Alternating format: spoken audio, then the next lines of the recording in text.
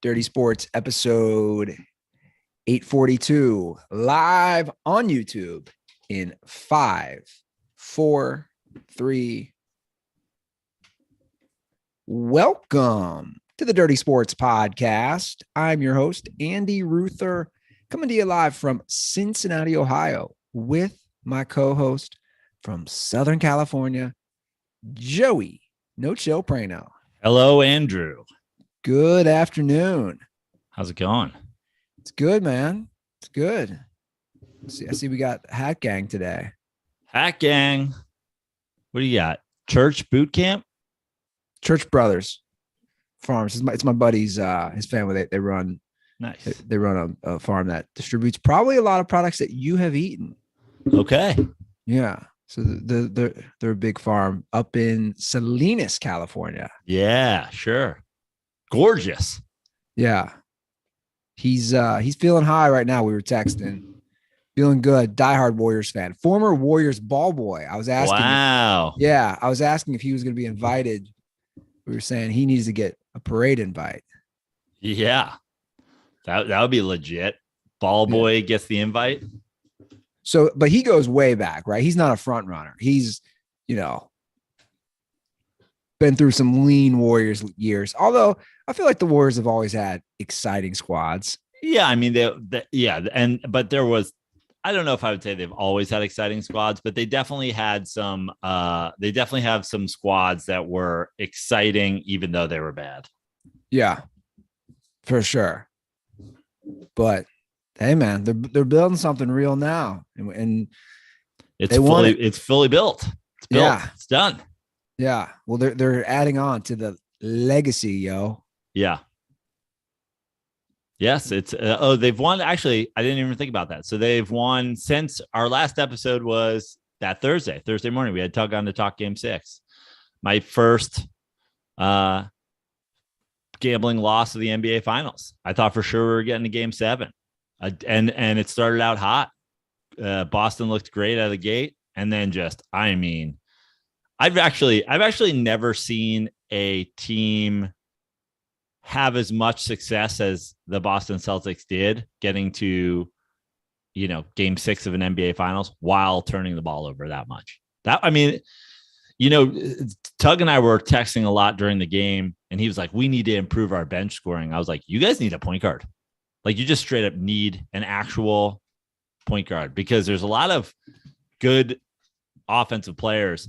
But Marcus Smart being the guy who brings the ball up in most situations, he's not exactly a savvy ball handler. And no. I know there's been a lot of talk about what happens to Jalen Brunson, but Brunson to the Celtics. Well, we talked about it that episode. Kyrie's not going back to the Celtics. We know that. No, it's not just the turnovers. Again, I called it grade school-esque. Just reckless, errant passes, dribbling in front. But also, Tatum, as great as he was this year, he lost his ability to finish at the rim. And then I just think when you have a player like that, who is still so young and was able to be the best player on a team that goes to the NBA Finals, he shouldn't be he's not LeBron James. He's not built to be the guy who brings the ball up and goes and gets his own shot. Somebody should be getting shots for him. Somebody should be getting shots for Jaylen Brown. It's not Marcus Smart.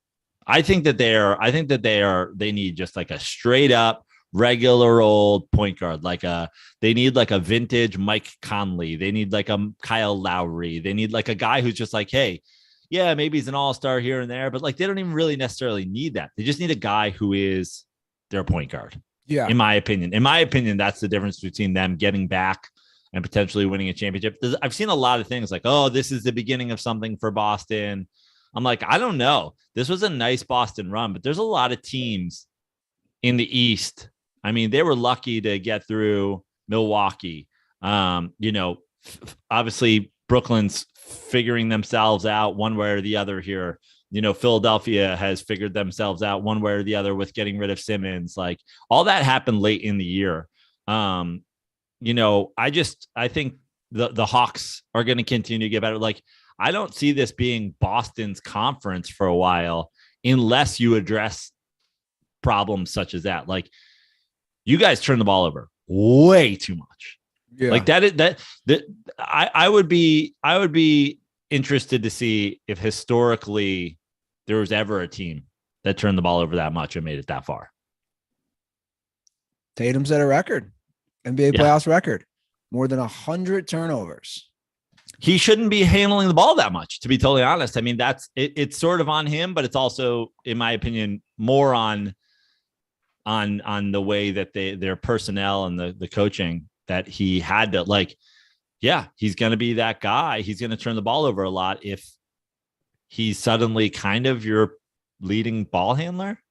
Yeah. Well, you need a facilitator. Like you said, you just need a guy who can control the offense, control the tempo, not turn the ball over, and get it to your guys who can score. Yeah, I agree. 100%. 10 points, 6 assist game guy. Yeah.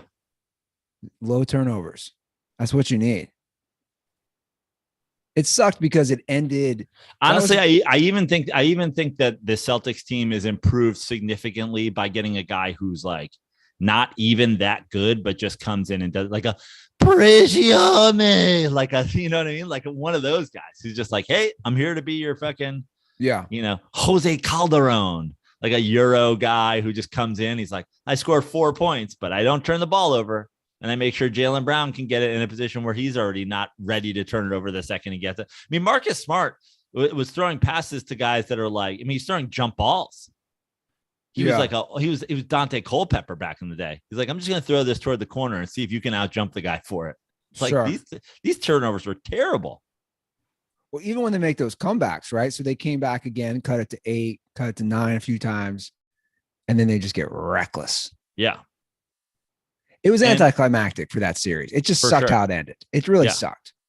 Like as a fan, you wanted to see 7 games and it sucked, but the Warriors did what they had to do. Yep. And they play well as a team. And obviously Steph had a great series, got his MVP. People were coming for us on the phone call, like on the hotline, on Reddit, on Twitter. I'm just going to say it again, one final time. I just don't know. Like, I feel like these are butthurt children. Like no one here is degrading Steph in any way.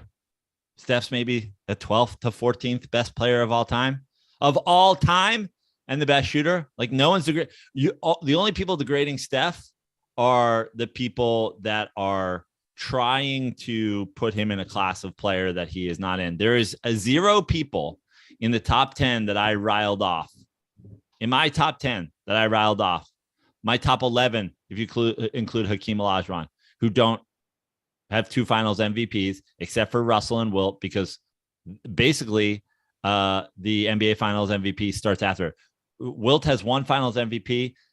Finals MVP starts in 1969. He wins a finals in 67. Obviously, he's the best player. There's no finals MVP. He wins another one, I believe, in 71 or 72. There is a final MVP. He has it. Bill Russell has the finals MVP named after him. No one in my top 11 have less than 2 finals MVPs.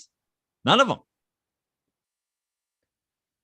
Now, here's the thing about Steph. I want to and by the way, that is not the hurdle I'm asking Steph to clear. That just so happens to be, I listed them out.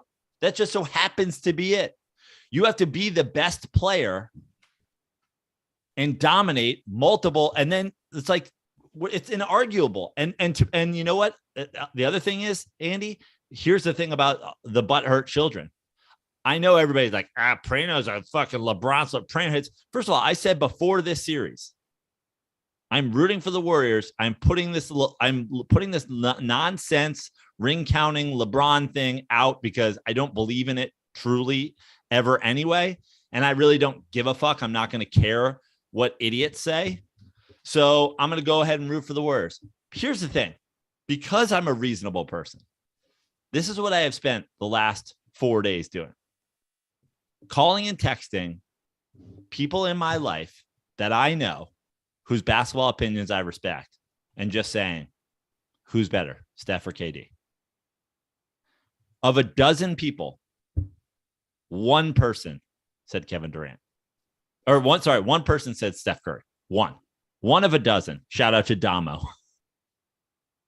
Shout out to our boy Damo. One person. Keep it. And guess what? Here's the other thing. I got to the point where I was asking people, where I was telling people I was lying.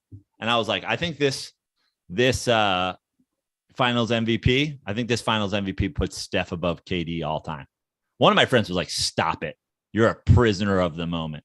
Kevin Durant is the most dominant, pure scorer in history. He rebounds. He plays defense. He fucking changes teams. He changed the Warriors team. He was like, stop it. You're embarrassing yourself. I was like, I was just kidding. It was a test. Well, One of 12. That's like what? 8% or something. Yeah. I want to reiterate Steph's importance to basketball and to the NBA and just basketball in general. But those are different discussions, right? Like, we've already discussed this, and I firmly, and I stand by this. I think Steph, what he brought to the game as far as how he plays and his skill set and his shooting and his size, I think Steph honestly has been the most important player since Jordan as far as how the game is played and how youngsters look up to not only him, but how to play basketball. I'm gonna poo-poo on that a little bit. Okay. And here's the thing.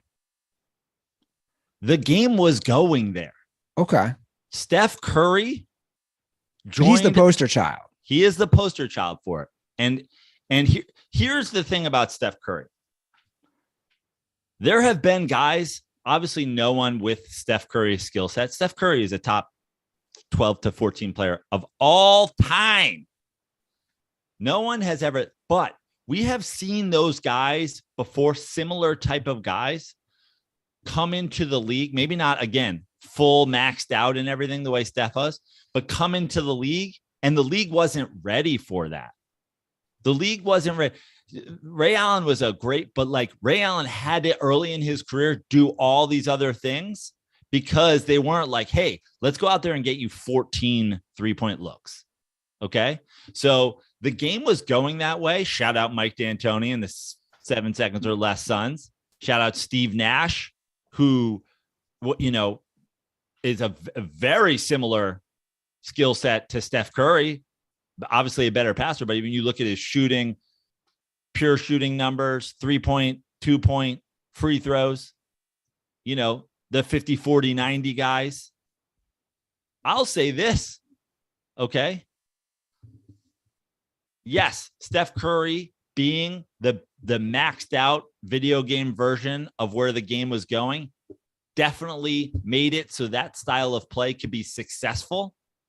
But I'm going to argue this, since we have butthurt fucking Steph stans coming in on all platforms. You know what changes the game more? When 7-footers start doing it. When Kevin Durant is 7 feet tall and playing from the outside, the unicorn, I would argue, is changing the game moving forward even more so than being like, hey, look, here's a guy in Steph Curry who proved threes at a high rate. Shooting 40% from 3 is better than shooting 50% from 2. Well, how do we do that? Well, here, what if we use Steph as the poster child? Now let's build teams around him. Let's get a lot of other guys who can do that same thing. Okay. But when you go 10 years further down the road, it's going to be, oh, you can win a championship because Brooke Lopez is shooting fucking threes? Because Kevin Durant is Dirk Nowitzki, Joel Embiid, Giannis, Luka, these guys who are just absolute freaks in all around. Steph Curry is great, but I would argue the unicorn is more responsible for the future of basketball going forward than, oh, we finally found a guy that proves if you shoot enough threes, you can win. So I agree with you. Steph's the greatest shooter of all time. Steph's 12 to 14. But this idea that Steph Curry invented the three, this is where the game was going. He just became the guy who was like, oh, see, if you have a player like this, you can do it. Yeah, but again, I would say he's the poster child because obviously he has great athletic genes and his dad played 16 seasons in the NBA. But, he went to Davidson. He's not tiny. He's like 6'3", 6'2", 6'3", whatever he actually is. My point is he's that guy who everybody looks up to. Now, I do want to play a call. Obviously, people have been hearing a lot from you and I on this, and we've had these discussions, but we're wrapping it up. People hopefully aren't too annoyed because people still have strong opinions, especially on the top 10 thing. Now, we are prisoners of the moment. I think people need to realize that, right? Like when we're talking about all time. So, and I think this call, I would argue, and he leaves a couple calls, I'll play both of them so we can get his full explanation out, is what I would call a prisoner of the moment situation. What's up, fellas? This is Jew. I had the call. So it's Saturday, and I'm listening back to the Thursday episode. And the fact that it's even discussed that Andrew Wiggins is the MVP over Steph Curry is disgusting. So I'm a Knicks fan, but I live here in the Bay Area. So I've watched 95% of the Warrior games over the last couple of years just because it is truly a game that is played unlike any other team in the NBA. It's unreal. They play, it's almost as if they play a different sport when you really watch them. And just to go into the Steph top 10, he is 100% better than Larry Bird was when, look at the stats. Steph Curry, the season when he didn't win the MVP, when he should have won the MVP, look at that 2015. The fact that Iguodala won the MVP was a joke. Steph, 100%, even though he maybe didn't hit his standards, he still averaged 26, I think like 6 and 5 and 2 steals a game. 100% should have won that. That season, he didn't win it. That was Larry Bird. The most he's ever averaged in a game was 27 in a final series. He once had a finals where he averaged 15 points a game. So he 100% is better than Bird. And I would also put him ahead of Shaq, who Shaq was fucking dominant, no doubt about it. But you couldn't even trust him in the last 4 minutes of the game.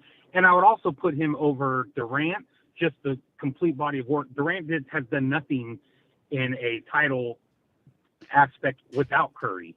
So Curry's done it without him. He hasn't done it without Durant. Durant is obviously amazing. And the other thing, we don't even discuss another player in the top 20 that is Curry size. So the fact that he's this small. Okay. So he continues on with the call, but let's just go step by step in this call. So the Andrew Wiggins. Why do we only do scoring? Yeah. Why do we only do scoring?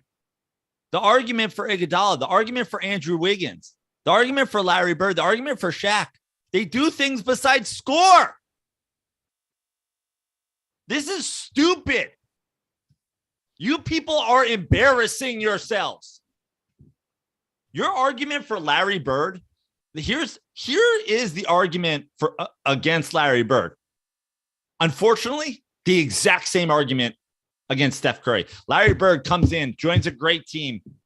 He has tons of help throughout his whole career. The Celtics are good before and after fucking Larry Bird. Maybe not right after, but before. Okay? Steph Curry, the team is built around Steph Curry and Clay and Draymond. But let's not pretend Jerry West hasn't gone fucking building to building in the NBA, putting together top to bottom great rosters. Let's not pretend Sean Livingston and Andre Iguodala and fucking Harrison Barnes and Kevin Durant and all the guys through the years that the Warriors have had mixing in and out of fucking positions, that their roster hasn't been great top to bottom. Stop talking about scoring and just scoring in a league that averages 15 more points a game. That Steph Curry scored 1 more point than Larry Bird, who's rebounding, who's facilitating on offense, who's playing fucking defense. He's not having Robert Parrish bring up the ball like fucking Draymond Green and running off screens and just hitting jumpers the whole time. You people embarrass yourself. Shaquille O'Neal? Crazy. So let me hop in here. Well, I'll get to the Shaq. The Shaq thing, dude, I'll be honest. I appreciate you always calling the show. That's like an all-time. I've had shitty takes, man. We all know that. Shaquille O'Neal's averaging 35 points a game. Dude, that's a shitty. What is he grabbing, Andy? You put 15 rebounds? Dude, this is he wild. Has 40, 25 games. I just want to say this. Shaq won 3 straight finals MVPs, right? 2000, 2001, 2002. For you young kids out there, that's more than 20 years ago. Right? In a league where in the West, he's going Duncan. Yeah. KG. Pow. He's going Dirk Nowitzki. He's going Amare Stoudemire. He's going Rashid. He's going all these dudes. Let me just read what Shaq dominating. Let me just read. Duncan go back and forth, dominating in the post. From Steph Curry doesn't guard fucking Marcus fucking Smart. Here's the thing about Shaq, guys. Joe and I know this firsthand. And this includes Michael Jordan. This includes LeBron James. I've never seen someone dominate 3 straight finals from both sides of the ball. And it's backed up statistically what Shaq did for those 3 straight those 3 straight finals. This is what he averaged. We'll start from the 2000 to go to the 2002. His first finals, 38 points, 16.7 rebounds. Excuse me, I went through it, and Steph Curry has never averaged 38 points in the finals. The end. End of story. Because here's the thing. All that matters is Steph Curry in a league that scores fucking 20 more points a game has never scored 35 points in an NBA Finals. And scoring is all that matters. Mic drop. I'm fucking out of here. Suck his giant 7-foot dick. Okay, so Shaq goes 38 points, 16.7 rebounds, 2.7 blocks. That's in the first finals. The second finals, 33 points, 15.8 rebounds, 3.4 blocks. The third finals, 36.3 points a game, 12.3 rebounds, 2.8 blocks per game. Overall, and I did the math. You didn't need to trust him in the last 4 minutes. Yeah. Because he was shitting out 36 points before that. And he was sleeping on the bench going, Superman, it's going to bed until game 5. Wake me up when game 5 is here. In 3 straight NBA finals. Again, I want to do both sides of the ball, just like Joe does. He averaged a combined 35.6 points a game, 14.9 rebounds, and 2.9 blocks. So let's round those up because they're so close. He averaged 36 points, 15 rebounds, and 3 blocks a game for 3 straight NBA finals. Guys, what are we talking about here? Immediately leaves and wins another title with another team. Shaq, those 3 finals consecutively are the most dominant I've ever seen. Ever in my life. Gets to an NBA Finals with fucking 15-year-old Penny Hardaway. Beats Jordan. Gets to an NBA Finals with Penny Hardaway, Nick Anderson, Dennis Scott, Horace Grant. Without Klay Thompson, Steph Curry doesn't make the playoffs. Without Kobe Bryant, Shaquille O'Neal beats Dirk Nowitzki in an NBA Finals. He beats Michael Jordan in an Eastern Conference Finals. You people are embarrassing yourselves. You're embarrassing yourselves. So if you want to go Larry Bird, if we want to just best argument because also played on a dominant team. If we want injury prone at the end of his career. If we want to just stick with offensive stats, again, purely NBA Finals. Steph's played 3 more NBA Finals games than Bird, so very comparable. Steph has averaged 27.3 points, 6 assists, and 5.8 rebounds. Larry Bird in his finals, 23.1 points, 11.6 rebounds, and 6 assists. So basically, they have the exact same assist ratio. Steph has 4 more points. One's a small forward. Yeah, Steph has 4 more points a game, and Bird has 6 more rebounds a game. Bird has 3 regular season finals MVP, or 3 regular season MVPs, 2 finals MVPs. I just, again, I think we're prisoners of the moment. And again, this doesn't take away. I'm sitting here telling you, I think Steph changed the way the game has been played more so than anybody since Michael Jordan. That's how now you don't feel that way. I feel that way. But guys, I just think I agree with you in some regards there. But this is no one's undermining. But again, this is the problem. No one here on this podcast is degrading Steph. The only reason that we're arguing anything about it is because people are calling in going, I believe Steph Curry is better than LeBron James and Shaquille O'Neal and Tim Duncan in their primes. He's better than KD, who was the best player on a Warriors team. Steph Curry doesn't believe he's better than KD, but you believe he's better than KD? You guys are embarrassing yourselves. We're not saying anything bad about Steph Curry. You're just fucking embarrassing yourselves. And Steph obviously deserved the MVP. No one's saying that. And again, this was before game 6 when we were discussing Andrew Wiggins. Even after the finals ended, guys, Andrew Wiggins, again, both sides of the ball. Andrew Wiggins had the highest plus minus in the entire 2022 NBA playoffs. So it's not like Andrew Wiggins wasn't getting it done. Did he deserve the MVP? No. Were we crazy after 5 games to say Wiggins has an outside shot? No. Because the stats, again, back it up. Because the stats are offense and defense. But here's the thing. You can't talk about what we just talked about. And we're not doing this to fucking, I'm not setting up some grand argument about Steph. I don't have an argument against Steph. Steph's the fucking probably 12th or 13th greatest player of all time, in my opinion. The best shooter ever. The Boston Celtics have a fucking turnover problem. The Boston Celtics have a Jason Tatum turning the ball over 100 times problem. The Boston Celtics have a Jason Tatum shooting 3% for an NBA Finals problem. Andrew Wiggins is guarding Jason Tatum. I would argue that was more. I mean, you look at it, that's more of a fact. They go to game 6. They go to game 6 in a series where they can't stop fucking turning over the ball, when their best player can't score at the rim. And he's being guarded by Andrew Wiggins. You can say that Steph was the best player in the series. Fine. But you can't say the thing that if you said the number one reason the Warriors won this series and the Boston Celtics lost the series was Steph Curry, I disagree with you. I would say the number one reason is the way Boston had no answer for managing their offense against the way they were being defended by the Golden State Warriors. And guess what? Part of that's Steph Curry. Part of that's Draymond Green. Part of that's Steve Kerr.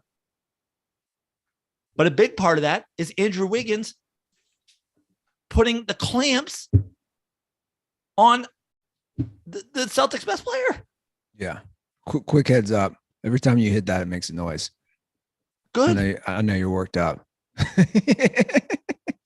Look, he deserved the MVP, but again, to come at, dude, the Shaq thing really bothered me because again, like you don't like your comeback is it doesn't even bother me. It just your dismisses. It makes everything that you say after that null and void. Yeah, you can't come at me and say, or come at anyone if you're going to have that discussion and talk about free throws. It didn't matter. You know why? The Lakers, those series went 4, 5, and 6 games. Shaq didn't have to hit his free throws. Those series were over because he was taking a dump on every opponent. The Warriors have another finals. The Warriors have another ring if Steph Curry doesn't throw it around the back pass out of bounds and get absolutely clamped by Kevin Love. So is part of Steph Curry's thing that we can't trust him in the last 2 minutes of a game? No, that's stupid. Yeah. All right. Here's another NBA related call. Shaquille O'Neal. I mean, Yo, what's going on, Dirty Sports? All this talk about Curry and where he sits in the legacy department in terms of his place in the NBA got me kind of thinking, what's more important, regular season MVPs or finals MVP? Because obviously Steph has 2 regular season MVPs, but, based off your guys' conversations about, MVP in terms of the regular season not even really meaning most valuable player anymore, it got me kind of thinking, what is more important, finals MVP or a regular season MVP? That was my only question. Hope you guys have a wonderful day. Peace. I mean, they're both important, but the finals, you're playing the best of the best. That's why I think in these arguments, right, you look at Jordan went to 6 finals. Jordan has 6 MVPs. I think the bottom line is there's to me, there's qualifiers in terms of when we're talking about the top 15 or 20 players of all time. There's not a lot of people in the top 20 players of all time who don't have an MVP, who don't have a finals MVP. So I guess it's just a matter of what are you talking about? See, to me, when you look at, I think these are both things that you have absolutely factor in when you're splitting hairs and when you're whatever. But here's the thing with the MVP versus the finals MVP. I think the MVP, like we said, not necessarily the most valuable player anymore, for sure. I think that they're also from year to year in the NBA, there's a little voter fucking weariness and voter fucking, we're sick of LeBron getting it every year. And we're sick of Jordan getting it every year. We're sick of, if you go back, you go Jokic, Giannis, Harden, Westbrook, Curry, Durant, LeBron, Derrick Rose, LeBron.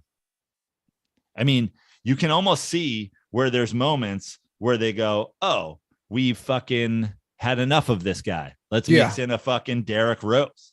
But they don't mind going 2 in a row. And then even before that, I mean, you go Magic Johnson, Jordan. Then we go Barkley. A lot of people think that should have been Jordan's. Hakeem, because Barkley's not there. Robinson, Jordan. Malone. A lot of people think that should be Jordan's. Jordan, Malone, Shaq, Iverson. You go Duncan. It's Kevin Garnett. To me, there's a lot of overall, there's a lot more league play when it comes to the league MVP. Hey, maybe we don't give the same guy every year. 2 seems to be the modern, we don't do more than 2 in a row. They don't do that for the finals, though. In the finals, you have 2 teams to work with. That's what I'm saying. You can't just randomly go, hey, this finals MVP, we're giving a fucking Giannis just because we want to keep improving the game of basketball in Greece or whatever. Yeah. There's 2 teams. And in my lifetime,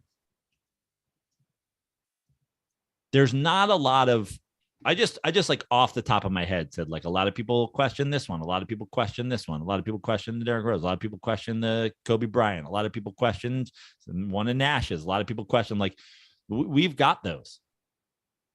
In my lifetime, there's not a lot of questionable finals MVPs. In my opinion, LeBron over Iguodala all day. We've set a precedent. Jerry West wins one in a loss. We've set a precedent if he's not going to get it. And you're not going to give it to Steph. Because that's the thing with the Iguodala one. Why did Steph not get that one? Because they go to 6 games. LeBron James dominates, is the most dominant player in the thing. But the fact that he wasn't as efficient would be people's argument that that is the reason they don't win.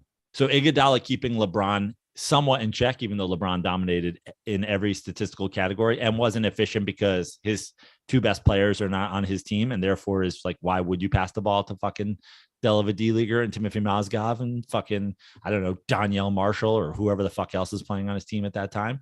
So why would you? But the argument would be much like my argument this year in not for a Wiggins MVP, but for a discussion about it, is the inefficiency of Jason Tatum is probably the number one factor in the Warriors winning over the Celtics. And I agree with the fact that maybe the number one reason that the Warriors beat that Cavs team is LeBron James' inefficiency. But what is he supposed to do in that situation? And also, if you lead the NBA Finals in every single statistical category, I don't know how you're not the most valuable player in the finals. Yeah. So that would be my argument for that one. Other NBA Finals, I mean, I would say there's one POW one I could make an argument for. Where else? Well, I mean, what are the other ones that jump out at you in our? So, I would have to look at it. Tony Parker over the Cavs, 2007, I believe. That's when he got it. Most of them are pretty accurate when it comes to final. Like, they don't mess around with finals MVPs. But in terms of legacy, in terms of talking about it all the time, I just don't think that it's really like which one is more important. I think when we're talking about like splitting hairs, like if we're talking about, the 27th best player of all time and the 30th best player of all time, and who's better, Scottie Pippen or blah, blah, blah. Sure. Okay. We can start, stacking accolades. But when we're talking about the single greatest players ever, of which Steph Curry and Kevin Durant and Shaquille O'Neal and LeBron James and Michael Jordan and whatever are the conversations that we're having, then you have to start looking at it full breadth. Well, it's under, it's under more of a microscope. Who did they play? Who did they play to get there? There's been a lot of years where the NBA Finals was before the NBA Finals. Sure. Shaq and Duncan going after it and then just getting into the NBA Finals and just like urinating on a Pacers team. Yeah, Shaq in Sacramento. Yeah. 100%. Yeah, for sure. I just think, again, it's no diss, but we have to look at the full body of work with guys who, again, were just like a Shaq, man, was just so dominant. I mean, the problem is the young kids just don't know. I mean, I saw what was that tweet? I saw somebody tweeted, McCockiner went after him. It was pretty funny. It was like somebody tweeted that like Jordan ran the 90s, or basically it was something along the lines of like, nobody was winning back to back when Jordan was around. And I laughed. I'm like, guess you didn't know, in case you never heard of, or winning multiple chips in the Jordan era. And I laughed. I'm like, Pistons did, Celtics Lakers did, Celtics Lakers did. That's three. Rockets right there. did. Rockets did. Yeah, it's four. It's Lakers did again. Shaq, Kobe, Lakers. Yeah. Oh, Jordan was done. Jordan was old. Oh yeah, he was in the Wizards. Jordan was old. Now, Jordan's the exact same age as LeBron James is right now, but LeBron James hasn't stepped away and pretended that he was done. So therefore, LeBron James can still be. We can still take shots at LeBron's legacy right now for not getting in the NBA Finals, even though we have decided that there are portions of Michael Jordan's career when he is the same age as LeBron James, which we will not validate as actually being part of his career. So again, you gotta look back at history on some of these guys. And look, Steph's legacy is still evolving. I've said that. I mean, he wins another title, he wins another Finals MVP. Dude, nothing's stopping my opinion of changing. Right, I would not have him in the top 10 right now. I just wouldn't. He's getting closer after this Finals. But, again, there's just so many factors you have to look at when you're doing these evaluations. And let's not be. I mean, let's be honest. Do we agree that this is the first Finals Steph Curry has been in that he was the best player in? Yes. Even with KD, like, the Raptors win. Kawhi is the best player in that fucking series. LeBron is the best player in every series that Steph Curry plays in with him. Cool. Steph Curry's the finals MVP this year. Steph Curry's the best player in the finals. Welcome to being the best player in an NBA finals. Yeah. Every single guy in the top 10 has done at some point in their career. Sure. Multiple times. Well, let's talk a little Kyrie now. Let's talk a little. Let's start getting into hot takes that you guys were anti my opinion on before and have now all of a sudden decided to join my party. And then you guys can just pretend it's completely different than this Steph Curry thing, which 4 years from now, you'll be like, you know what? Maybe I should just fucking go private on Twitter so Joe Prano can't at me when he gets proven right once again with literally every one of his fucking basketball takes. So it looks like they're having some issues, no surprise, contract, whatever. They're at an impasse. So once again, we could have Kyrie on the move. And the Lakers, of course, and the Knicks are expected to emerge as potential suitors, according to. So two situations Kyrie has already previously in his career decided he didn't want to be a part of. Didn't want to be the guy behind LeBron James, or else he would probably already have another title. Didn't want to be in New York because wanted to play with KD in Brooklyn. Now the Knicks and Lakers are emerging. Why would LeBron want to play with him? Honestly, I think LeBron would only want to play with him because he's like, do I have another?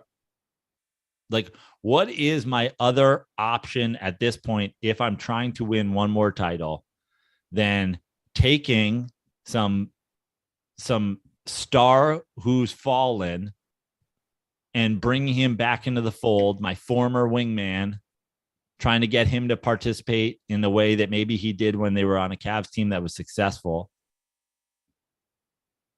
Buying low. Do I think that that's the right move? No, I do not. No, I do not. Too much there. Yeah, there's just too much there, man. I wouldn't go near him. For the Knicks to get him, I mean, what an embarrassing move that would be. Well, again, Kyrie, I think I said this before. He is the hot girl that's also batshit crazy. So you got the looks, you got the sex appeal, you got some arm candy to show off, but she might murder you. Yeah, you bring her home, she's crazy. She might cut off your dick when you're sleeping. Little John Wayne Bobbitt scenario. Was that his name? John Wayne Bobbitt? Yeah. Lorena Bobbitt cut off his cock? Yeah. Google that one, young dirtballs. And threw it out the window of a car. And he got it reattached. I think he did porn. Yeah. Wild. But yeah, that's kind of what you're getting. You're getting a crazy person who might just to say, hey, I'm not playing this week. Nah, I don't feel like it. I got other stuff going on. I'm out. Personal reasons. That's what you're going to get with Kyrie. It's just not worth it. It's not good for team chemistry. I mean, all the guys out there right now want to have some argument with me. Just go, check in with Devin Springfield. See how Devin Springfield's doing. Devin Springfield once sent me a tweet. You are fucking Barry McPrano. You're Skip Prano-less. If you think the Celtics are better without Kyrie Irving, you have a lisp. You're embarrassing yourself. You're a fucking LeBron slurper. You suck dick. Blah, blah, blah, blah, blah. Are the Celtics better without Kyrie Irving? Well, they were just in the NBA Finals. Kyrie Irving has since moved on to Brooklyn, where he refused to play in games. Refused by choice to play in games. He's exposed himself as a flat earther. And now he is moving on to what is likely his fourth team because every coach, front office, and teammate fucking hates him. There's only one guy I think who maybe, now obviously he did win a title with LeBron under Tyronn Lue. The only coach I like, the only Hail Mary, and he's too old now, but he might have been able to make it work during his heyday, Phil Jackson. Maybe given Phil's track record with crazy people. Maybe just Phil Jackson. It doesn't seem like anybody can corral him at all. I mean, it's also this is the the double-edged sword of the player empowerment era, which is good. You want athletes more empowered, but it does get to a point where they can now hold teams hostage. Sure. Now there are disgusting, despicable, trash, mostly racist people out there who are like, just shut up and dribble. No one wants to hear what the fuck you have to think about anything. Put a fucking muzzle on and do the little fucking dance, athlete boy. And those people are despicable fucking racists. But the double-edged sword with giving these guys more power and more freedom is that you get to a point where they can hold teams hostage. Now, not a ton of guys do it, but there are a few out there. And those are the guys you have to be wary of. And two of them seems like I would argue two of them played together. Oh, I'm sorry. I'm thinking, or they did. Yeah. Harden and Kyrie. Yeah. I would argue Harden's kind of held teams hostage as well. I don't know. It'll be drama. Kyrie likes the drama. That's what he is. He likes the drama. He likes this. He wants the attention. He does. It's in his nature. Hopefully he doesn't go to either team. I certainly hope he doesn't go to the Knicks. I mean, the idea that people are out there going like a couple firsts and RJ Barrett, and like, I'm like, kill yourselves. Yeah. I wouldn't give a first or RJ Barrett for Kyrie. That's reckless. Let alone both. Absolutely reckless. Well, Joe, this is our second week of our personally branded NFTs. The second week where you have a chance to win, I should say, with our friends at Stakes. So this week, once again, we'll be asking questions on Stakes where you can bet against us to win our Dirty Sports branded. We even have a fan edition, DirtBall fan edition NFT. They're all exclusive. I have a hockey question for tonight's NFT. It's a pretty simple one. So just go to playwithstakes.com/dirty sports.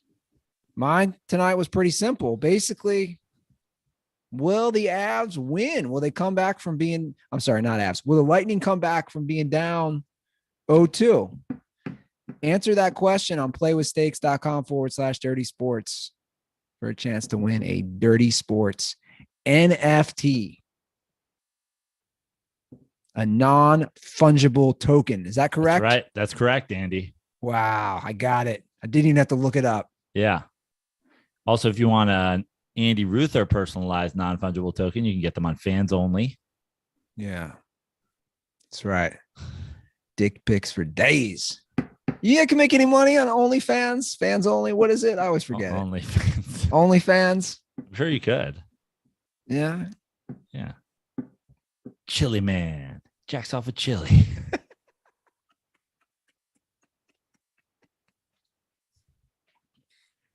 I'll give you the 5-way. That would burn, man. It's chili, onions, cheese, and jizz. Yeah. Chili man. Am I wearing a cape? Chili man. Just nothing but a cape. That says chili man on the back. Stakes gotta love that. We go straight from promoting the NFTs to like Ruther jacking off on chili. That's why we're Dirty Sports. I just can't wait for the call tomorrow. It's like, you guys make fun of chili a lot. I'm just here to say I think chili is better than filet mignon. I know it's crazy, But fucking little Skyline chili greater than Peter Luger Steakhouse. I'm gonna say it. It would be the second worst hot take on our episode today.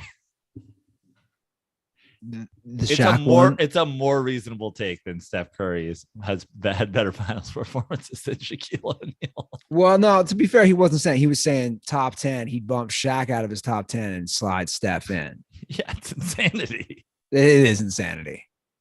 Again, I just don't think, dude, when you watch those finals, everybody should go back, watch a finals game from Shaq. And they were amazing to watch because it was the equivalent. I would call this equivalent. It'd be the equivalent of like one of your nephews trying to guard you. Not even like a small guy like me, like one of your nephews. That's what it was with Shaq hitting the ball. He was just going to dunk it. It was insane how much he dominated. In fact, that was the problem when they lost to the Pistons. Now the Pistons were great, but it talks about that in Three Ring Circus. Kobe refused to pass. That's what it was. Like they had a whole sit down mid finals against the Pistons. It's like, get Shaq the ball because he went off on one game. I forget which game he went off and they still lost. Well, Kobe, of course, being Kobe Bryant, is like, well, this is my opportunity. They have Ben Wallace. I can fucking use the Ben Wallace Defensive Player of the Year thing as a reason not to get Shaq the ball. And now I can just do Kobe things and I can finally get my finals MVP. And it's like, or you guys can just lose and nobody on your team can get finals MVP. Yeah. No, that's what it was. It was like he wanted the finals MVP. He didn't want Shaq to get a fourth because he was a selfish me first teammate. And we also, which is why I have Steph above Kobe Bryant. I agree. I have him above Kobe too. I can't even get into some of these discussions with people. People are just so clueless. All right, let's move on to some non-basketball discussions. Let's go. How long do you think DeShaun Watson will be suspended? I don't know. I mean, I said 8 games. So I believe I said 8.5 was my over under. So this is kind of interesting. They're claiming it's going to be all year, but here's what's fascinating. And this is a smart move by the NFL Players Union. They're saying good luck with that because the NFL has fucked themselves by just slapping the wrist by other sexual related things with the owners. I don't know if you read all this. They said the NFLPA they're already preparing their defense of Deshaun Watson saying, dude, Robert Kraft barely got anything. Jerry Jones, just go down the list of owners that have been involved with the sex scandal. They're going to say, you didn't do shit to the owners. So why you do anything to our player? And he's only making a couple million this year. Did you know how the contract worked? It was like, if he gets suspended this year, then it's insane though. It is. I mean, it is so Cleveland Browns. I mean, it's so insane. I mean, you look at some of the Cleveland Browns quarterbacks. I mean, we're not talking about going back fucking 20 years. I'm talking about going back like the last decade. You go Johnny Manziel, you reach for Baker Mayfield at 1. You fucking keep Baker Mayfield and trade for a guy who has 24 sexual assault allegations. Yeah, it's crazy. So they didn't even interview the Browns. Again, it goes back to our no one cares. So the NFL interviewed 11 of the 24 plaintiffs. Neither the NFL nor the Browns contacted the district attorney. So they don't really care. Right? Right. Like they don't care. They just don't care. Like, I wonder what they're waiting on at this point. What are they waiting on? Honestly, I think the Browns just thought this is an opportunity for us to get a guy who we would otherwise never be able to get. How long could he possibly be suspended for? Even if it's a year, we're better off. Yeah. Which is like playing the long game. You might be right, but also you're the ones that went out and got fucking Baker Mayfield. You reached for Baker Mayfield at 1. Yeah. Well, he has what, 5 years in that deal? So he'd have 4 more. I don't know. I saw Dan Snyder is refusing to testify, like refusing, and I love the reason. So he's refusing to go in front of Congress, and I love that his reason is he has a work trip plan that he can't get out of, and then the committee, whoever's running it, the chairperson in Congress was like, "Yo, dude, you can do it on Zoom." Yeah. And he's like, "No, it doesn't fit my schedule." Schneider. Dude, the NFL, man. Like if you're an owner, you for sure could get away with multiple murders. Oh yeah. Especially I would argue some have. Especially if you have a good team and a good fan base. Like people don't give a fuck. You know what we should always go back to, which proves that, and we always talk about this, how NFL is king and how people really don't care, is Lions fans to like defending the Lions. You know what I'm saying? Like what are we supposed to do? Like Lions fans to me are why the NFL is what it is. Yeah. When they just don't do anything and they just accept that their team is AIDS year after year after year. It's absolutely crazy. We have an update on what is this call? This is a weird. Should we play this call? Sure.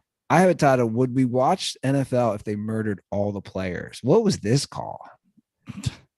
This is classic dirtball call. Let's hear this.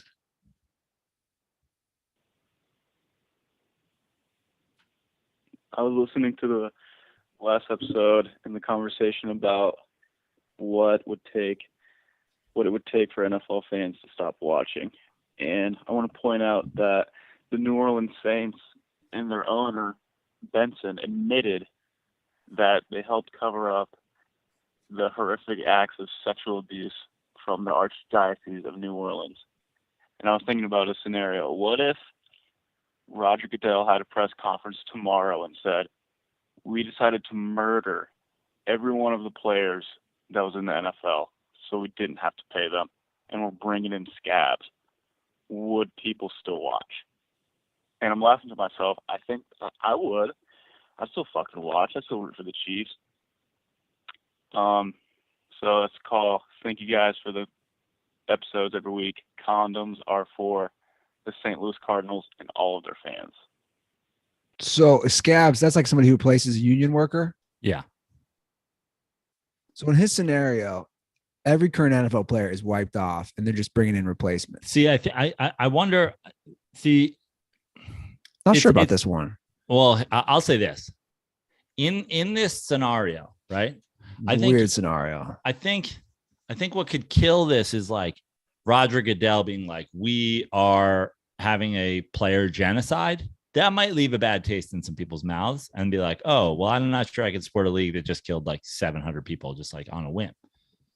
That being said, I think if there was some sort of like, you know, what's the thing where fucking the guy snaps his fingers and fucking Marvel Endgame? Well, like, you know who I'm talking about, Thanos or whatever. I don't watch that stuff. He snaps his fingers, all NFL players disappear, and they're like, "Listen, the best 500 players or however many players are in the NFL is probably like 1,500. Yeah, right? 1,500. The best 1,500 players in the world have disappeared. We will now replace them with the next best 1,500. I don't think anybody would miss a beat. Yeah, you're probably right. And here's why. You guys love college football, and that sucks.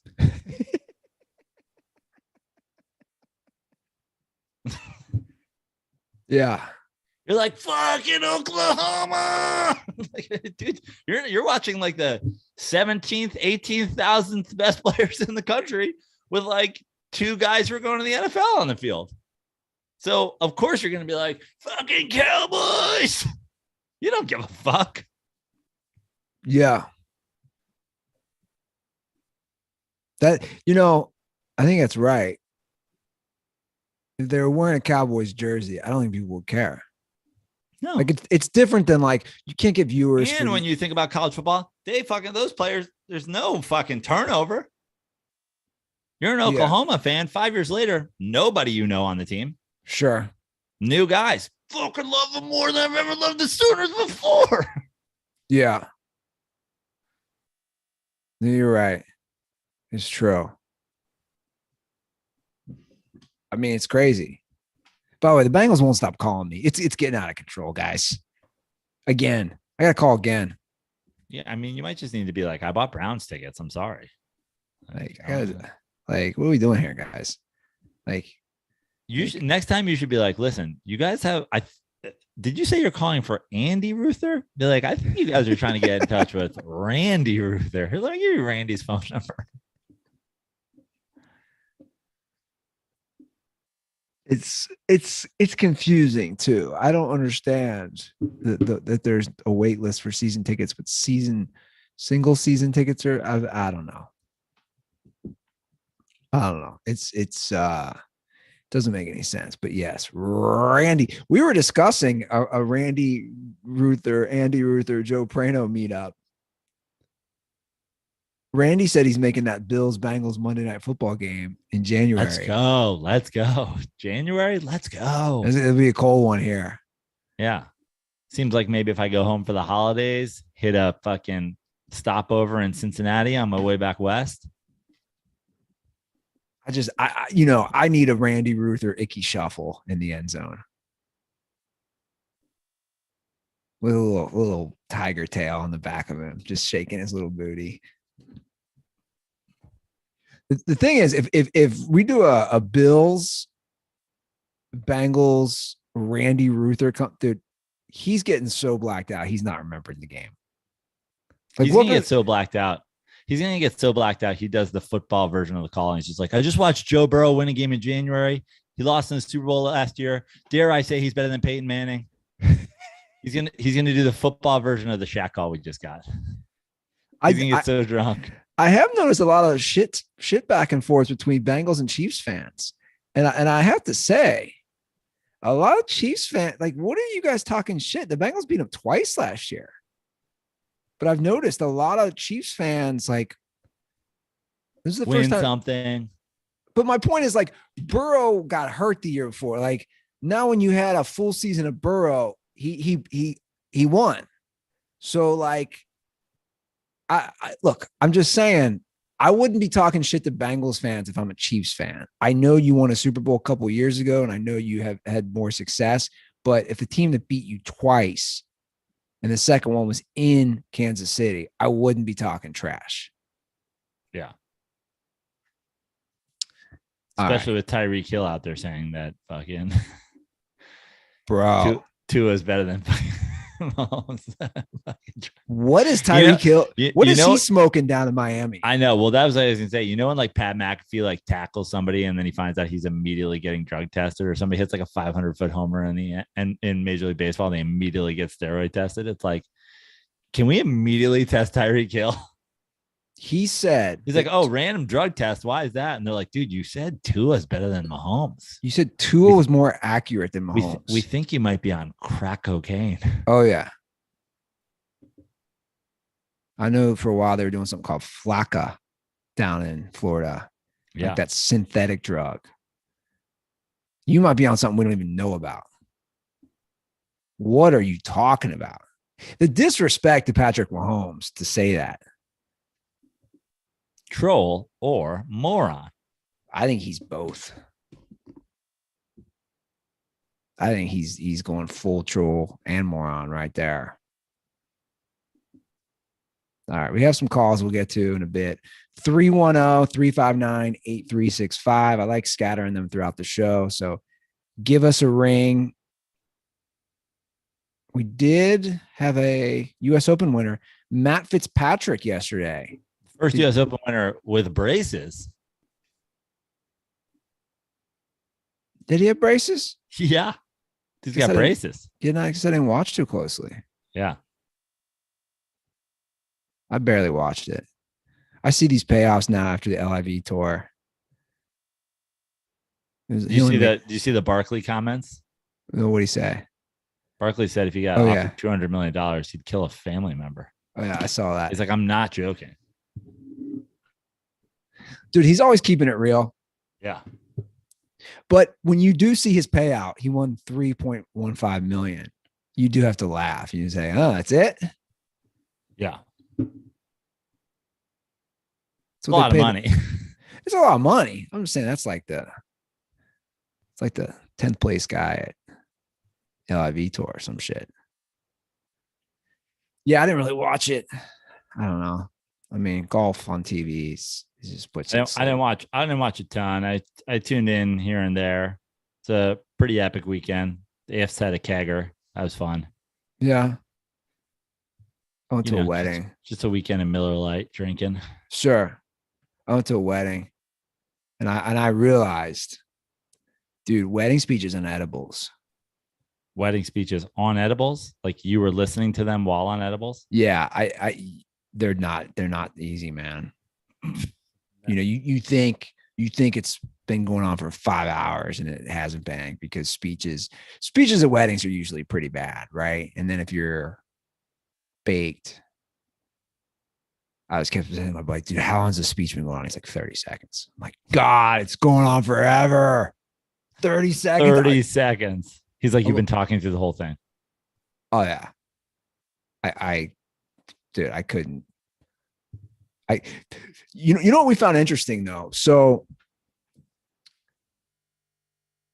my buddy who got married, he like drunkenly invited the guy who does his hair to the wedding the day before. And the guy, he sat next to me.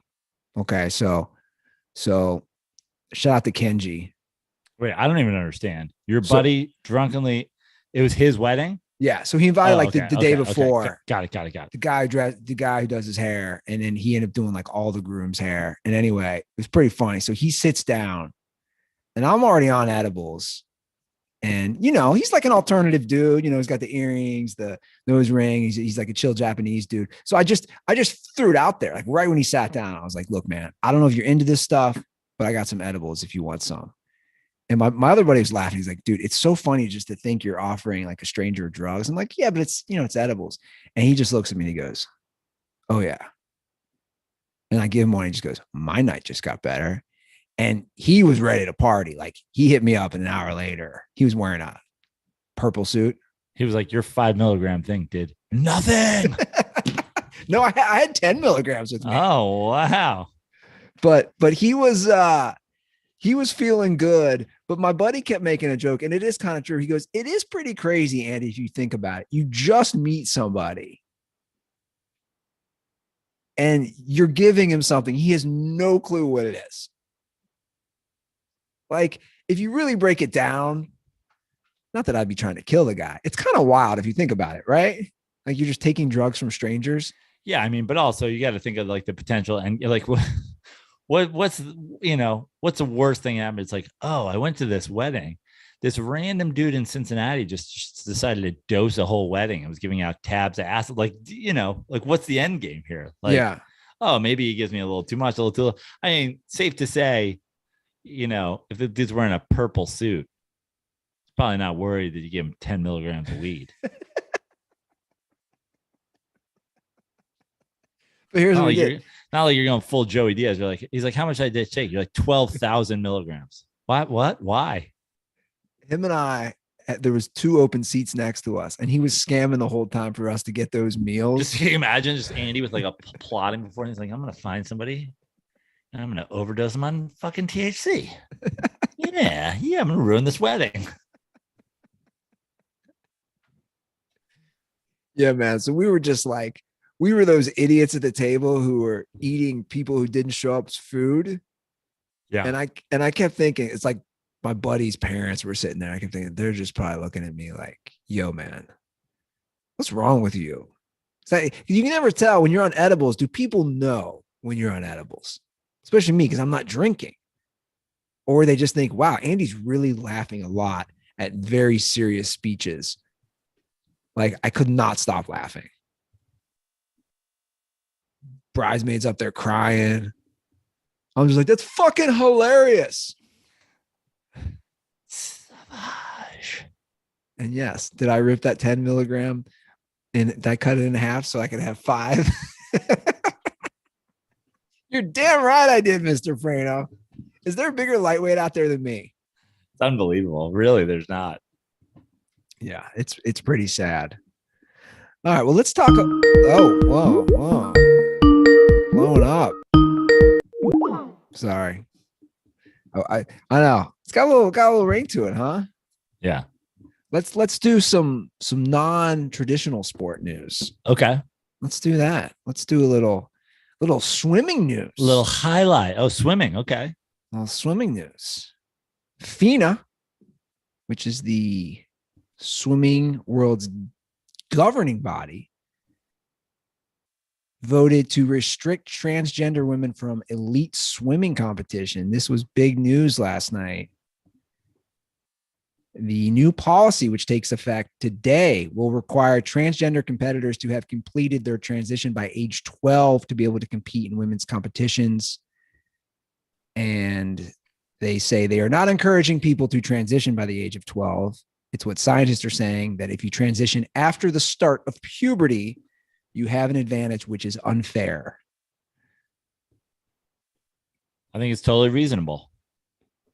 I am a person who I definitely consider myself on the left side of the political spectrum, but I think that the horseshoe politics theory is like both far ends on both sides are insane and take shit way too far and are unreasonable and are unwilling to bend and are unwilling to see, to make, again, the phrase common sense. Sure. This is where we are with drug laws. This is where we are with gun laws. This is where we are with a million things. Like, start by having common sense and put your politics aside. I'm a very, very liberal person. So much so that some people on this show have called me a libtard woke cuck. But that is because those people are unreasonable on the other side. And the bottom line is, I believe in equality for men and women, for all races. I believe that we should, if you're gay or lesbian or queer or any of those things, great, more power to you. You're bi, you're tri, you're all the genders. I don't care. You fucking identify as a horse. You identify as a horse. I don't care. I truly don't. I want everyone to feel free to do anything that they want to do.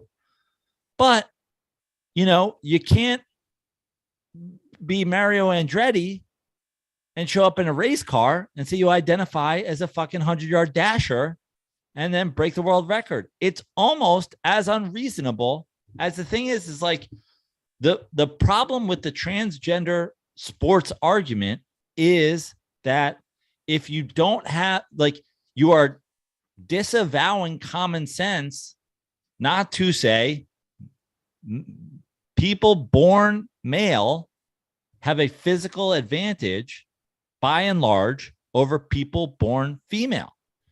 And we got into a whole thing with bathrooms and gender neutrality and whatever. And I said the same thing about that I say about this. Forget male and female. We got bathrooms for dicks. Those got urinals. It's for men with dicks. It's for women with dicks. It's for, race cars with dicks. You got a dick. This thing's got a urinal in it. And this one is for vaginas. It's got no urinals. We're going to keep it moving by having more sit-down potties. No gender when it comes to bathroom. Dicks, no dicks. This is common sense. And this is the thing with sports. Because here's the deal. When we get into fucking MMA and boxing, we now have physical men beating up women. We have physical men outrunning women, out swimming women. It's like, I have a niece. I have friends who have daughters who are athletes. The idea that they should have to go compete with boys that were born male, that have transitioned into female and have a physical domination factor. There's two outcomes here. Either we get some sort of, gender neutral sports, and everybody competes under one umbrella, it's just going to make women's sports a non-factor because the top 1,000 swimmers in the world are men, as proven by a male who was 500th ranked, now dominating women's sports. And I know it's like, oh, this rarely happens. This rarely happens, but I'm by the way, I'm not accusing this person of going out of their way to do it, to being like, I don't identify as a woman. I'm just going to identify as a woman to swim. I don't feel that that's what Leah Thomas did. But the bottom line is, dude, if you were the 500th best freestyler as a man, and now you're dominating women, you're proving the common sense point. Yeah. I mean, Michael Costa, who was on our show, he jokes about being the 387th ranked tennis player in the world. And he talks about beating Jennifer Capriati in fucking tennis when he was a kid. Yeah. Who is the number one player in the world. Yeah. Look, I mean, there's biological differences and there just is. And that's science. I mean, even we live in such a weird age where people are just scared to say that, which is so odd. And everyone's scared. I mean, even this organization, FINA, said verbatim, it recognizes that some individuals and groups may be uncomfortable with the use of medical and scientific terminology related to sex and sex-linked traits, but some use of sensitive terminology is needed to be precise about the sex characteristics that justify separate competition categories. So think about that. They're saying some individuals and groups may be uncomfortable with use of medical and scientific terminology. This is crazy. This is the South Park episode where Macho Man Randy Savage competes in the powerlifting a few years ago. It's that. I mean, this is lunacy to not act like there aren't biological differences. And like you said, common sense. And it would, if you don't change how these things are headed, you're not going to have male and female sports. And people go out of the way to do this thing where they say, we need the bathrooms have to stay the way they are because men that want to see vaginas are just going to fucking go into women's bathrooms pretending to be transgender. No, stop talking about that shit. Oh, women's sports are going to start being dominated by men pretending to be women. Guess what? Women's sports don't pay jack shit. No one's pretending to be a fucking woman so they can make 30 grand in the WNBA and they have to go fucking play in China in the fucking off season. No one's doing that. This is, again, the horseshoe politics, common sense. There is no fucking scam here for men pretending to be women or women pretending to be men. What needs to be protected here is just the common sense of people born male. I don't care your gender. I'm talking about your sex. People born male are going to have a physical advantage, especially post-puberty, of people born female. I don't care what you are now or what you identify as. I want you to be whatever you want. But no one is arguing against that. And so all that is potentially going to happen for all of you people who are, super woke and fighting for equality and fighting for feminism, is like, you're going to undo women's sports. Which is actually the opposite of feminism. I would characterize as like pro women's sports. And this exactly would undo it. I'll say this. Because if you get some open, let's say we now have an open thing, the men are just going to go in the open, crush the women. And I know the Leah Thomas situation is an outlier. I'm aware. But as more and more people get comfortable, we should have, by the way, we should have more kids getting comfortable with the idea of being transgender. We should have more kids saying that they are and athletes saying that they are. It's fine. But What are we talking about here? Here's the situation. This happens a lot in like, if you talk about like marathons or like triathlons or these things, it's like, listen, you can win the women's event, but you're also competing against everybody. So let's just have that. Let's just have, let's not end female sports. Let's not end the Special Olympics. Let's not end things where people that are from a group that has less ability to compete against the masses. Let's not end them. Let's just say it's because it's not the male NBA. Let's just make it, there's no men's swimming. Everybody can compete in the open thing. Men, women, transgenders, whatever. We also have a subsection for just women, the same way we have just age groups. If you want to win the Boston Marathon, you're winning it. You're the first person to finish. Now, some guy's going, I'm the first guy to finish in my 80s. Great. Sure. They have different age groups. Awesome, dude. Yeah. You're the fastest 80-year-old, but you didn't win the Boston Marathon. Yeah. You won it for an 80-year-old. So let's just do one competition for everybody. And then let's also have female sports. And let's also have sports for people who are missing limbs. And let's also have sports for people who can whatever. And look, in the scheme of things too, I want to add at least just my personal opinion. When you see all these states creating laws and like that should be low on the importance scale. Does that make sense? Like I think you see a lot of this happening now because this is such a hot button issue and it's a polarizing issue for both of the political sides, which to me, again, is such a low importance issue. Like if I live in a state and that's a focal point of my government or my governor to make high school sports, you can only play with the gender you were born, whatever, you see what I'm saying? Like that shouldn't be high on your priority list is my opinion. Like that's such a fucking low, what's the word? Like that. It's just low importance. Yeah. And it's political and it's been politicized. Yeah, of course. So like, and the only reason like I'm bringing this up is because I think, it has gotten to that point. And I do think the situation with Leah Thomas was an outlier, but at the same token, I will say, dude, if you were a woman who's trained your whole life, you're on a scholarship, that's your whole life, and then you're in that situation competing against Leah Thomas and you lose, imagine how you feel. I mean, it's serious. Like, put yourself in that person's shoes.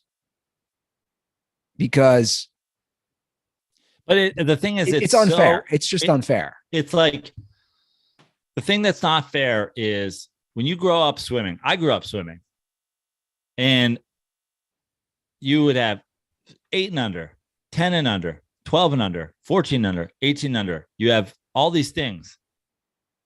I know that transgenders are a thing. I know I believe in identifying as a different gender. I do believe in that. But it is the equivalent of me saying I identify as an 8-year-old and going and collecting medals against 8-year-olds. It's just there's a very small portion of the population that's transgender. It's correct. Growing as people get more comfortable with it. We get more comfortable with saying that they feel this way, seeing famous people doing it. This is all going to grow. The number of people are going to grow the same way as if you went back 200 years, you'd be like, 1% of the fucking countries are homosexuals and now fucking 7%. It's like, yes, people get more and more. If they see better treatment, they're more apt to say their truth. I'm certain that someone out there feels like they're 8. An adult feels they're 8 years old. Michael Jackson did. Yeah. But you shouldn't be allowed to swim race against 8-year-olds if you have hair on your chest and a mustache and are 6'4". It's unreasonable. There's a physical difference between me and an 8-year-old. And honestly, here's the thing, Andy.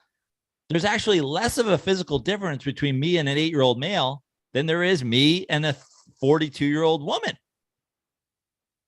He's just a smaller version of me. She is a different born sex.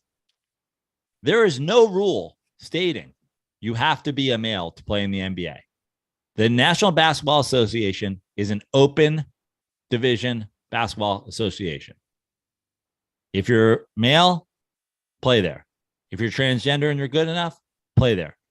If you're female and you're good enough, play there. You have an issue with how much the WNBA makes, go play in the NBA.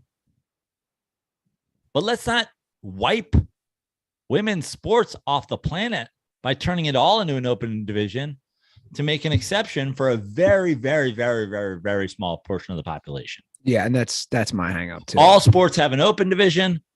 Then there's a women's division. That, spoiler, like the WNBA, like women's soccer, like whatever, is watched by less people because it's a less quality game. Less people watch college baseball than the Major League Baseball. Less people watch college basketball than the NBA. The same thing, because it's a less quality game. And therefore, the money for all that stuff, the promotion for all that stuff is going, that's capitalism. That's going to be directly tied to its popularity. It's why USA women's soccer was able to argue that they should make as much money as the USA men's soccer team, because the USA women's soccer has become incredibly popular due to their success. Sure. Yeah. But again, I think people get so scared about saying the wrong thing or pissing someone off because we live in such an odd age where you say something or you misspeak and people are like, fuck you, you should never work again. Like, whoa, whoa, whoa, whoa. Does I have an opinion? Or I said something? But again, it's horseshoe politics. Both sides have their absolutely nonsensical things, just like the fucking super woke left saying a man that has been born a man and grown up a man and was a man till they were 18, transition and is immediately a woman, and therefore is on a level playing field with swimmers who were born female and trained as females and have the testosterone as females. It is just as ridiculous as somebody on the other side who says, you know, black athletes shouldn't be allowed to have opinions, or the problem with guns in America is not enough teachers have them. Like these are insane, non-common sense ideas. And the rest of us live in the fucking middle. Yeah, that's why, you know, again, I just think we need to put ourselves in everyone's shoes from all sides and just try to think this through. Because the reality is these aren't easy issues, some of them, and they're not easy to figure out, again, especially if you do want to compete and you're transgender. It's like, how does this work? But you also have to be fair to everyone else while also knowing you're in a very small minority, like you said. So there's a lot of pieces to the puzzle. And at the end of the day, like I said, I think these are a lot more rare situations than you think, but the news wants to hijack it. Right. And they want to pit people against each other, and Fox News wants to prop it up, and then MSNBC wants to prop up the other side, and they want everybody to go online and argue on Twitter and argue on Facebook, and that's what they want. Meanwhile, we got all these other problems, you know, like more serious problems. Like I got to suck some dude's dick for a fucking can of gas. Like I'm just saying, like in the scheme of things, not that I did that, for the record, Joe, did not do that yet. Times are tough. Times are tough, Andy. Man, Never did I think the hatchback would cost $50 to ever fill up on gas. The little Corolla hatchback. I mean, okay. Out here with a 79 Seville, bro. Oh, yeah. I shouldn't complain. Okay, let's get to some dirtball calls. The most dirtball calls ever. This is definitely one. Hey, boys. Sorry, that last call was terrible. Anyway, so we're in a big debate right now on whether or not spicy is a flavor. So there was this shit on our table, like in the bottle at a pizza joint we were at here, and I tried it, and my girlfriend asked, what it taste like? I go, it tastes like nothing. It's just spicy. She goes, well, that's the flavor. It's like, well, that's not the flavor. It's just fucking spicy. But I just wanted to know, is spicy a flavor? All right. Thanks, guys. So dirtball call right there. Such a dirtball call. Spicy's not. So I'm going to do two things here. One, spicy is not a flavor. No. But two, how did it taste? Like, I question your taste buds if you said something tastes like nothing, it's just spicy. It has to taste like something. But spicy isn't a flavor. No. Definitely not. I like how we have to decide that for him, by the way. Yeah. Well, the person that's arguing with him is like, his girlfriend. Yeah. Dump her right now. Yeah. Hook her up a Jew who thinks Steph Curry is better than Shaquille O'Neal. They could start a TikTok together, just like the bad hot take couple, the bad take duo. Shaq averaging 36, 16, and 3 over 3 years. Unbelievable. Come on, man. 36, 16, and 3. I just want to say, I hate to keep bringing it up, but you have a better chance of convincing me spicy is a flavor. I'd be like, listen, okay, I'll hear you out. Shaq going 36, 16, and 3. It's just wild to me. Like, no one's averaged 36 over a 3 straight finals. I could be wrong. Jordan did not ever do that. Not even close. Did he? 36? I don't think so. Bro. And I think he's all around our age. I could be wrong. Okay, here is a very dirtball call as well from our guy McKay down in Houston, who took us to the Stros game. Hey, Dirty Sports. It's McKay from Houston, Texas. Recently, I went axe throwing. It was pretty fun. Highly recommend it. My question is, what professional athlete would you want to go axe throwing with? I think pitchers would be a good option. Quarterbacks, just let me know your thoughts. And condoms are for those Uber Eats commercials. Stay dirty. You're going to love this, by the way. You're going to love this when you hear this. Dude, we already know at this point that my girlfriend lives by a cat cafe. She lives by a witch store. They're opening an axe throwing spot? No, she also lives right down the street from an axe throwing bar. I mean, this is just like, honestly, it sounds like she's in some sort of sim where it's like Novelty Town, USA. I'm not making this up. It's like Novelty Town, Kentucky. Yeah. Like all the things are just novelty shops. So I don't know. After the witch store, should we throw some axes and maybe go get lunch at Rocket Fizz? And you're like, why do you live in some 12-year-old's sim neighborhood? Dude, it's wild. I've never done it.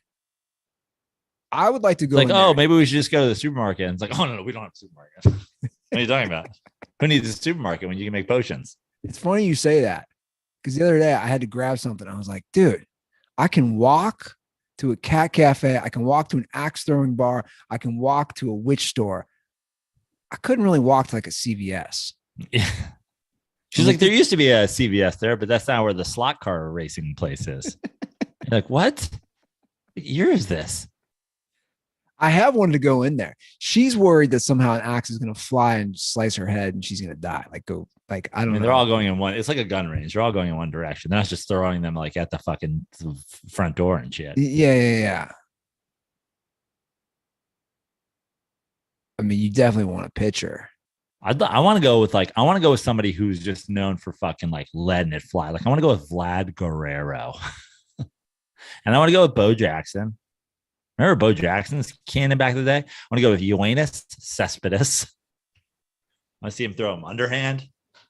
Yeah, that's my top three right there: Bo Jackson, Vlad Guerrero, Yoenis Cespedes. I feel like Yoenis Cespedes is going to emerge as a professional axe thrower soon. Yeah, what's he doing these days? I have no idea. Probably training axe throwing. Yeah. I should check it out. I wonder what that costs. I mean, you and Randy come, we got a whole visit. I mean, we got like a whole day. Randy, think about it. Randy owns a cat. Randy's for sure been axe throwing. I'll make a wager right now that Randy Ruther has thrown axes. Yeah. But think about it. He owns a cat. We go to the cat cafe. Yeah. We go to the witch store. We get some potion for whoever the team the Bengals are playing for him. Yeah, we get him some like, we get him some sort of nectar to rub on like his own knee to keep Joe Burrow safe or some shit. We end the night. He's blacked out throwing axes. Yeah. Yeah, it's pretty odd. I don't know why that stuff's around there. But yeah, we'll make it happen. All right, 310-359-8365. That's the hotline. Give us a call. We can't wait to hear your guys' takes. Can't wait to hear Inca Dare better than Shaquille O'Neal.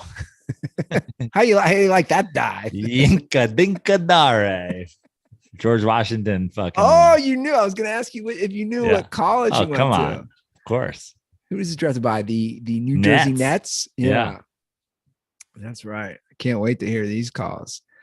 You can follow us on Twitter and on Instagram at The Dirty Sports. I believe he was on the court when Shaquille O'Neal pulled down the entire basketball stanchion. Well, I see you just messing with me. Oh, I think he might have been. Speaking of guys who changed the game.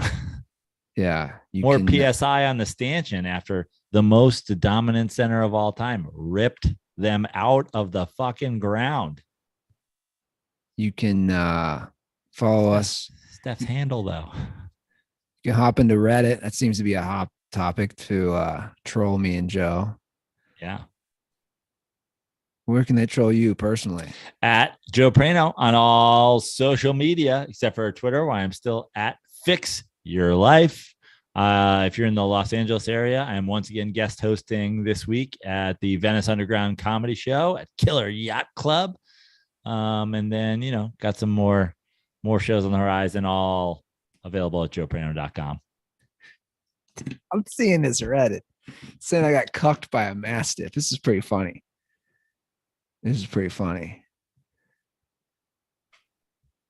Reddit, wild. All right, guys, let us know your thoughts. We're to that point. We got basketball's over, baseball's here, football's around the corner. So give us some stuff to love. I to talk about. I have some ideas actually. I'll tell you about the show I want to do. But good stuff. We'll be back in a few days. You guys have a great start to your week, and as always, stay